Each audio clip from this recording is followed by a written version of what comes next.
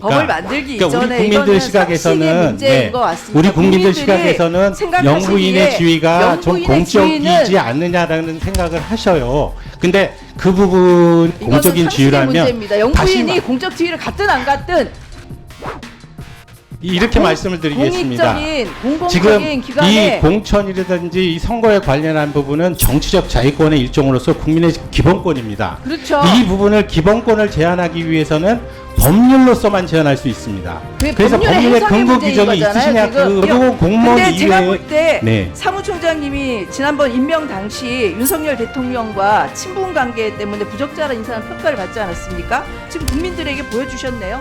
아니 지금 말씀드린 것은 법률적인 견해를 제가 말씀드린 거고요. 김용빈 사무총장님, 네. 김건희 여사의 공천 개입 문제로 국민들의 걱정이 큽니다. 네. 근데 선관위만 이렇게 무풍지대인 것 같아요. PPT에 보시면 본 의원이 대통령과 그 배우자가 출마 예정자에게 타 지역구 출마를 권유하거나 종용하는 것이 공직선거법에 저촉되는지 선관위에 질의했습니다. 네, 답변을 받았는데 관련 규정이 없어 조사할 수 없다 이렇게 답변이 왔어요. 총장님께서 그동안 생각이 바뀌셨어요?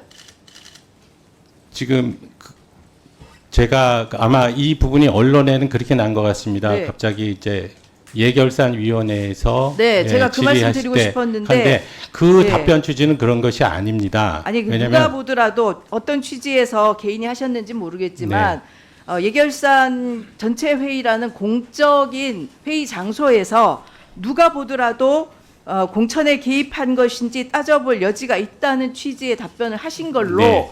이미 보도도 됐고 그런 반론을 하셨어야죠. 그랬는데 지금 결과적으로는 김건희 여사의 공천 개입이 없었다고 결론을 내리신 건가요? 아닙니다. 이 법률적인 사항만 지금 말씀드린 것으로서 아니 저 질문에 답변해 주세요. 공천 개입이 없었다고 결론을 내리신 건가요? 아닙니다. 법률적인 내용만 조사도 안 하신 말씀드린 거죠? 겁니다. 네, 공천 그렇습니다. 개입과 관련해서 조사 네. 안 하신 거죠? 네. 지금 앞서서 김종량 의원께서 좀 편파적인 여론조사 기관이라고 말씀하셔서 그렇긴 한데 김건희 여사 공천 개입 여부에 대해서 여론조사 꽃이 여론조사를 했는데 국민 10명 중에 6명은 김건희 여사가 공천에 개입했을 거라고 답변을 하고 있습니다. 이게 9월 말인데 최근에 여러 폭로가 더 많이 나왔으니까 다시 한다면 국민들 여론조사 국민들이 공천 개입에 대해서 했을 거라는 조사가 더 많이 나올 것 같은데요. 그 앞서 우리 인사 말씀에서 국민의 시각에서 일을 하겠다 이렇게 말씀하셨는데 이거는 국민의 시각과는 배치되는 거 아닌가요?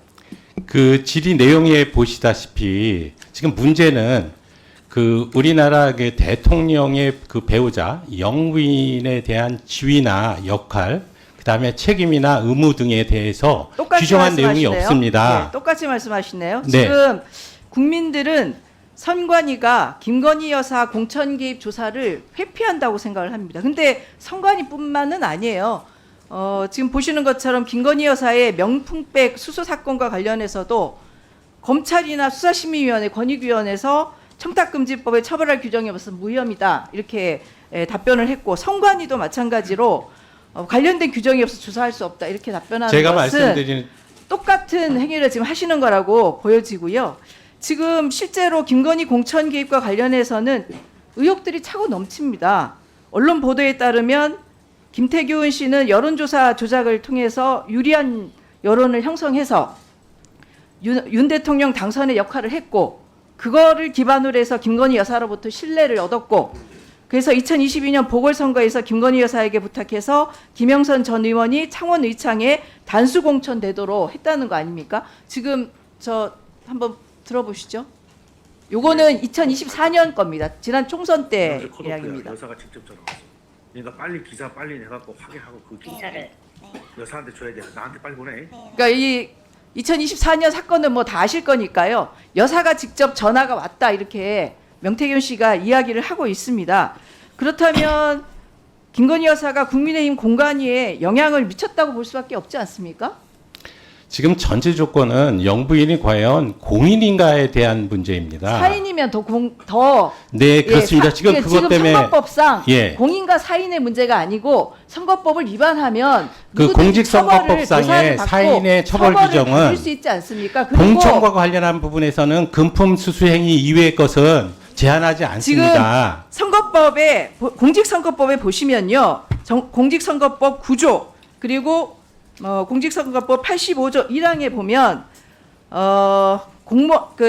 공무원 기타 정치적 중립을 지켜야 하는 자 여기에는 기관 단체들이 포함되고요. 네. 선거에 대한 부당한 영향력의 행사나 기타 선거 결과에 영향을 미치는 행위를 해서는 안 된다 이렇게 돼 네. 있어요. 지금 말씀드린 공무원 대로 외에 기타 네. 정치적 중립을 지켜야 하는 사람으로 대통령 부인만큼 영부인이 그 정치적 부분에 중립을 속해 있지 지켜야 할 않다는 사람은 겁니다. 없습니다. 그거는 그러니까 조사를 이게 해보셔야죠. 지금 입법 조사를 정책적으로 그 김건희 그 여사가 예를 들어서 실제로 불소추 특권을 가진 대통령 아니지 않습니까? 아니, 그런 말씀을 네. 드리는 게 아니고요. 네. 지금 제가 뉴스 보도에 봤을 때 허은하 의원인가요? 그래서 그 영부인에 대한 무슨 그 법을 만들자라고 하셨지 않습니까? 법을 만들기 그러니까 이전에 우리 국민들 이거는 시각에서는 상식의 문제인 것 같습니다. 우리 국민들 국민들이 시각에서는 생각하시기에 영부인의 지위가 좀 영부인의 공적이지 지위는 않느냐라는 생각을 하셔요. 근데 그 부분이 만약 이거는 공적인 상식의 지위라면 문제입니다. 다시 영부인이 공적 지위를 갖든 안 갖든 개별 이렇게 말씀을 드리겠습니다. 공익적인 지금 공공적인 이 기관에 공천이라든지 이 선거에 관련한 부분은 정치적 자유권의 일종으로서 국민의 기본권입니다. 그렇죠. 이 부분을 기본권을 제한하기 위해서는 법률로서만 제한할 수 있습니다. 그래서 법률의 법률의 해석의 근거 문제인 규정이 거잖아요. 있으시냐 지금 그 말씀이시고 사람이 이 법에 해당되는지 안 되는지 네. 해석의 문제라고 생각하고요. 결국은 공무원 근데 제가 이외에- 볼 때 네. 사무총장님이 지난번 임명 당시 윤석열 대통령과 친분 관계 때문에 부적절한 인사는 평가를 받지 않았습니까? 그때 사무총장께서 뭐라고 하셨냐면 앞으로 일을 어떻게 처리하는지 보면 국민이 아시리라고 네. 답변하셨는데 지금 국민들에게 보여주셨네요. 아니, 어쨌든 지금 말씀드린 국민들은 것은 대통령이 법률적인 견해를 제가 식구 감싸기 말씀드린 위해 거고요. 친분 있는 총장을 임명했다고밖에 볼 수 없습니다. 대통령 배우자 김건희 여사는 명품 가방을 받아도 주가를 조작해도 관저공사를 지인들에게 몰아줘도 공천 개입을 해도 조사 한번 받지 않고 아무 일도 일어나지 않는 나라, 국가의 주요 권력기관이 대통령 배우자 김건희 앞에만 가면 다 무력해지는 그런 나라, 이것이 윤석열 대통령이 임기 절반만에 망가뜨린 대한민국의 현실입니다. 장관님께서 이 부분에 대해서 깊이 생각하셔야 됩니다. 질문 몇 분 안 하셨는데 오늘 계속 아마 성관이 사무총장에게 질의들이 많이 갈 것 같은데요.